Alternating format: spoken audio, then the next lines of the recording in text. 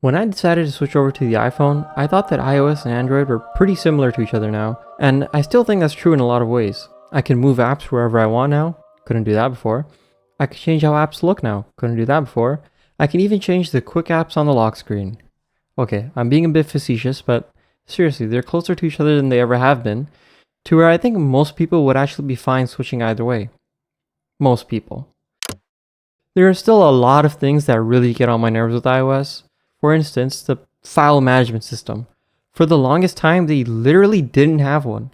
But now I can actually transfer photos and videos to an external drive using a simple USB-C cable. Except even that still isn't perfect. It only separates things based on the months they were added to the phone, and the number of files don't always seem to match my camera roll. It'll usually have a bit more files than what I see on the phone. Not to mention that a lot of the pictures come with this .aae file, which contains any edits or metadata of the image it goes with, but just why? If I made edits to the image, just give me the edited version, or give me both. It's especially frustrating because when you edit videos on the iPhone, it does ask to save as a new file or to save over the original, but it just for some reason doesn't do that with images. On Android, it's very simple. Almost always my camera roll on the phone will match what I see on files, and I don't get any weird .aae files I have to deal with afterwards. Files are usually well separated with separate folders for WhatsApp and screenshots versus those directly from my camera roll. So much easier to sort through and understand where the images are coming from. Honestly, this one reason has been annoying enough for me to want to switch back because I often manually back up my photos to my PC like this. And actually, what is up with the Photos app in general on this phone? It's all ordered backwards. Why is the most recent picture at the bottom? And that makes swiping between photos backwards too. And what is wrong with this keyboard? I thought I'd get used to it by now, but where is the number row? What is the excuse for that? Numbers on a keyboard are pretty common and it wouldn't make your keyboard smaller, it would just add another row to the top. And that's not really a big deal. And you know what, if you think it is, just make it an option in settings so that you can pick. I even tried installing a separate keyboard app to customize it, but they still don't let you add a number row. Weirdly, I've discovered that ways somehow can get around it. I've also discovered that I can't just press in the middle of the sentence to jump the cursor back to that spot. What? I have to hold the spacebar to swipe back manually. What the I mean, that's just slower and less intuitive. Also, swipe text, or whatever the feature is exactly called, is something I used to use often with my Pixel because of how good it was. It's just not great on the iPhone, so I just don't use it anymore. And man, the notifications have just been more painful on this phone. I get dinged for every single message. On my Pixel, I used to just get one ding for one new message channel. It's especially bad because the spam filtering on iOS is so much worse than what I had with my Pixel before. Like seriously, I'll get a notification, I'll check my phone, and it's the most obvious spam message of all time. I don't understand how Apple is so far behind on this.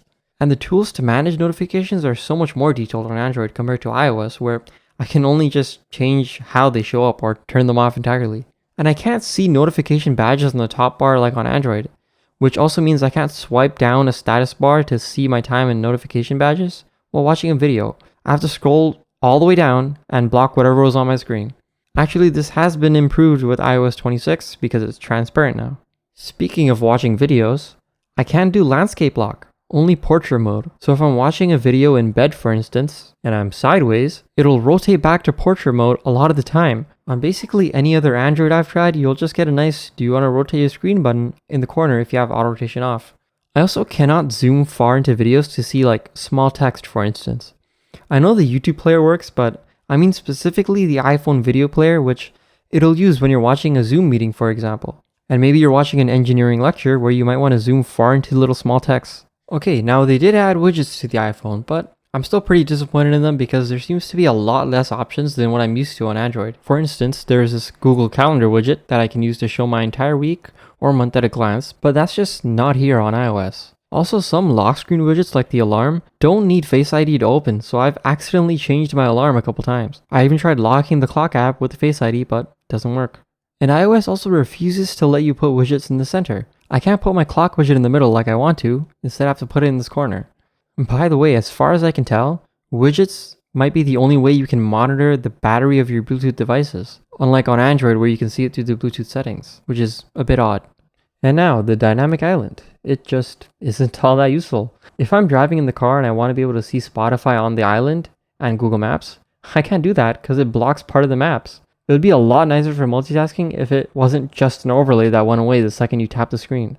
Remember when hole punch cutouts were just becoming a thing and people were coming up with these interesting ways to make it more a part of the phone or otherwise try to hide it better?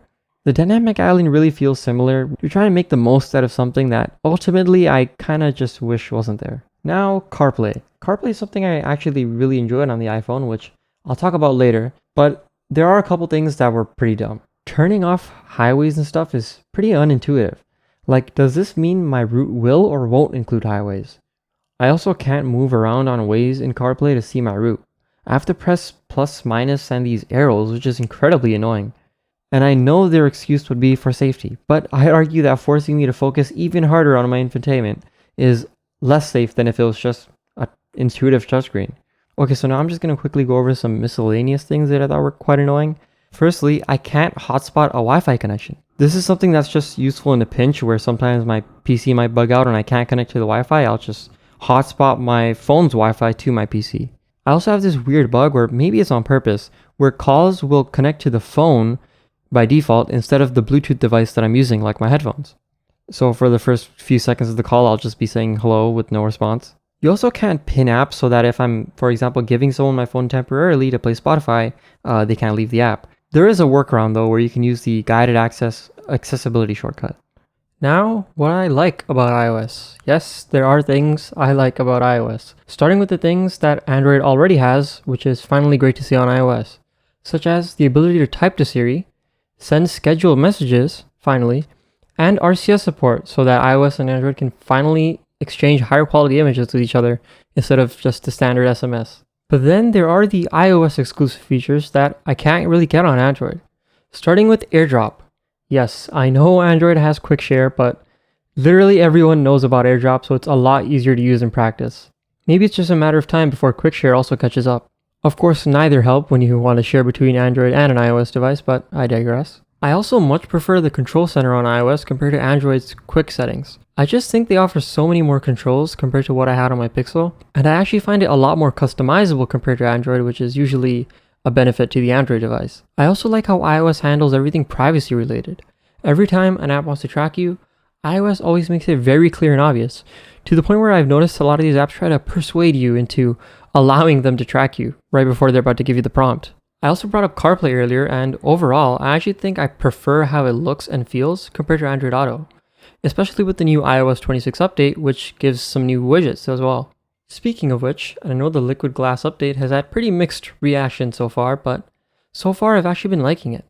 Everything feels a bit more fluid, and it actually feels a bit more, I'd describe it as bubbly than glassy, if that makes sense. And it also directly addresses some of the issues I mentioned earlier, for instance, how I can drag down my notifications without blocking the video in the background.